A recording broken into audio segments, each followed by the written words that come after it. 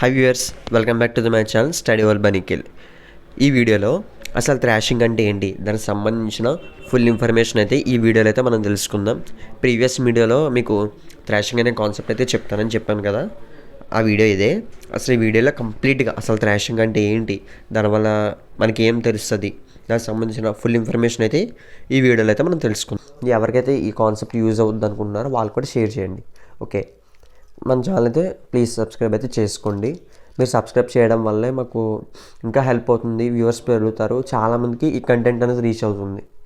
ఓకేనా, దీనికి సంబంధించిన నోట్స్ అనేది నేను టెలిగ్రామ్లో ప్రొవైడ్ చేస్తాను. టెలిగ్రామ్ లింక్ అనేది డిస్క్రిప్షన్లో ఉంటుంది. Okay, let's go to the video.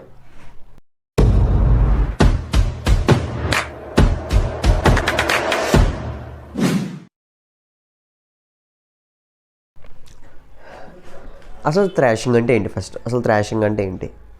ఎప్పుడైతే మనం ఒక ప్రాసెస్ అనేది ఎగ్జిక్యూట్ చేస్తాం కదా, ఎగ్జిక్యూట్ చేసేటప్పుడు ఏదైతే మనకి వేరియబుల్స్ ఏమైతే కావాలో ఆ వేరియబుల్స్ మనని మెయిన్ మెమరీలో ఉంచుకుంటాం. ఇన్ కేస్ లేకపోతే ఆ వేరియబుల్స్ అనేవి మనం సెకండరీ స్టోరేజ్ నుంచి, అంటే డిస్క్ నుంచి మనం మెయిన్ మెమరీకి అయితే లోడ్ చేసుకుంటాం. ఓకే, అక్కడికి పార్ట్ కంప్లీట్ అయింది. నెక్స్ట్కి వచ్చేటప్పటికి ఏంటంటే ఏదైతే వేరియబుల్స్ వచ్చేస్తాయో ఆ వేరియబుల్స్ని మనం ఎగ్జిక్యూట్ చేస్తాం. ఓకే, అదొక టాస్క్ 1 ఏంటి, మనకి ఏదైతే వేరియబుల్స్ కావాలో ఆ వేరియబుల్స్ని మెయిన్ మెమరీలోకి రావడం, వచ్చిన తర్వాత ఆ టాస్క్ అనేది పెర్ఫామ్ చేయడం. మనకి మెయిన్గా ఉండి ఈ 2 టాస్క్. ఫస్ట్ టాస్క్ అంత టైం పట్టింది, సెకండ్ టాస్క్ అంత టైం పట్టింది. అలా కంపేర్ చేసి టాస్క్ పెర్ఫామ్ చేయడం కన్నా వేరియబుల్స్ని మనకి మెయిన్ మెమరీలోకి తెచ్చుకోవడానికి ఎక్కువ టైం పట్టింది అనుకోండి, దాన్నే మనం థ్రాషింగ్ అని అంటాం. ఓకేనా, అలాంటప్పుడు మనం ఇదేం చేస్తారంటే తర్వాత అసలు ఎంత పడుతుంది, ఎంత టైం, దానికి ఒక గ్రాఫికల్ రిప్రజెంటేషన్ ఉంటుంది. అది అసలు మెయిన్ అది కాదు.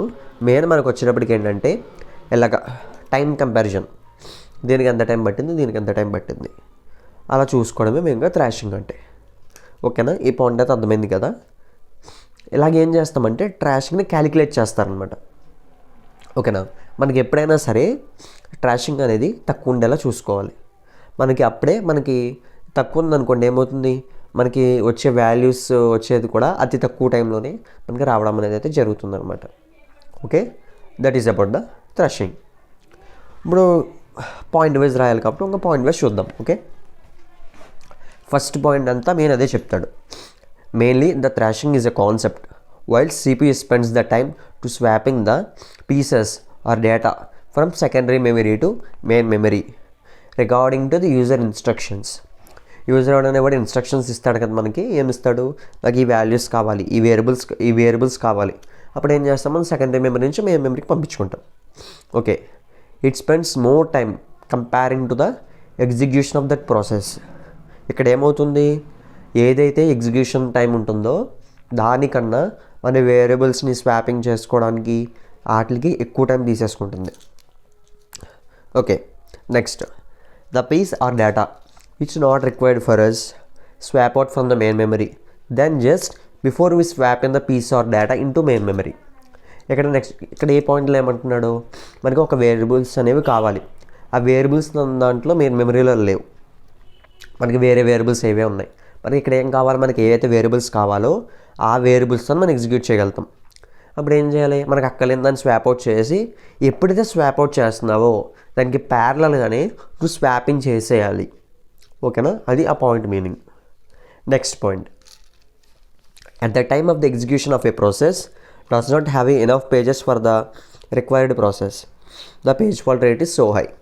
మనకి ఇప్పుడు ఒక టాస్క్ అనేది పెర్ఫామ్ అవుతుంది కదా, పెర్ఫామ్ అయినప్పుడు ఏమవుతుంది, వేరియబుల్స్ అనేవి ఉన్నాయా, మనకు సంబంధించిన పేజెస్ అనేవి ఉన్నాయా అనేది మనం చూసుకుంటాం.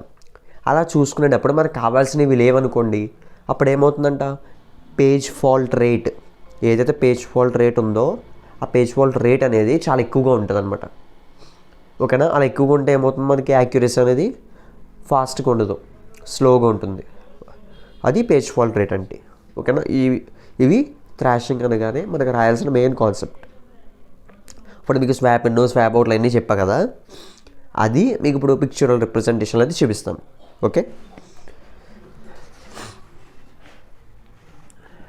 ఓకే, ఇక్కడ చూశారు కదా, మనకి సిపి అనేది మనకు ఒక టాస్క్ ఇచ్చింది. ఆ టాస్క్ అనేది మనం పెర్ఫామ్ చేయాలి. ఫస్ట్ మెయిన్ మెమరీలో దానికి సంబంధించి ఉన్నాయా లేదా చూసుకుంటాం. ఓకేనా. ఇప్పుడు టోటల్గా మనకి ఏమున్నాయి, మెయిన్ మెమరీలో 4 పేజెస్ ఉన్నాయి. సెకండ్ మెమరీలో మనకి ఇంకా మిగిలిన చాలా రిమైనింగ్ పేజెస్ అనేది ఉన్నాయి. ఇప్పుడు వాడు A+B అని ఇచ్చాడు. మనకి దానికి ఏమేమి వాల్యూస్ కావాలి, for example P3 page, P7 page కావాలనుకుందాం ఫర్ ఎగ్జాంపుల్. అప్పుడు ఏం చేయాలి, మనకి ఏదైతే అక్కలేని ఉన్నాయో వాటిని మనం స్వాప్ అవుట్ చేసేసి కావాల్సినవి స్వాపింగ్ చేసుకోవాలి.